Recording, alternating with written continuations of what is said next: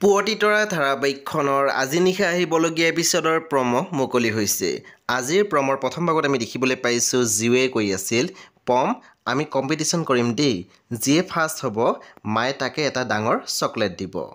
তাৰপিছতে আমি প্ৰমত দেখিবলৈ পাইছোঁ প্ৰজ্ঞাই মনীষাৰ আগত কৈ আছিল, এইখন ঘৰ পমৰ বাবে নহয়, ইয়াত থাকি আজি সি তাৰ চকুকেইটা হেৰালে, কাইলৈ পৰহিলৈ যদি ইয়াতকৈ ডাঙৰ কিবা ঘটনা ঘটে তেতিয়া কি হ'ব।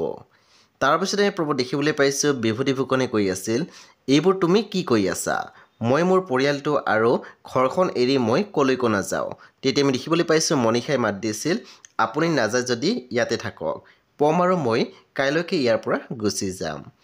সেই বন্ধু বান্ধৱীসকল আজি নিশা 9 বজাত ৰং টিভিত আহিবলগীয়া পুৱতি তৰা ধাৰাবাহিকখন খুবেই বেছি ইণ্টাৰেষ্টিং হ'বলৈ গৈ আছে, সেই আপোনালোকে চাবলৈ একেবাৰে নাপাহৰিব। পৰৱৰ্তী আপডেটৰ বাবে আপোনালোকে মোৰ চেনেলটো ছাবস্ক্ৰাইব কৰি কাষত থকা বেল আইকন টিপি দিবলৈ একেবাৰে নাপাহৰিব আৰু প্লিজ আপোনালোকে মোৰ ভিডিঅ' এটা লাইক কৰি দিব।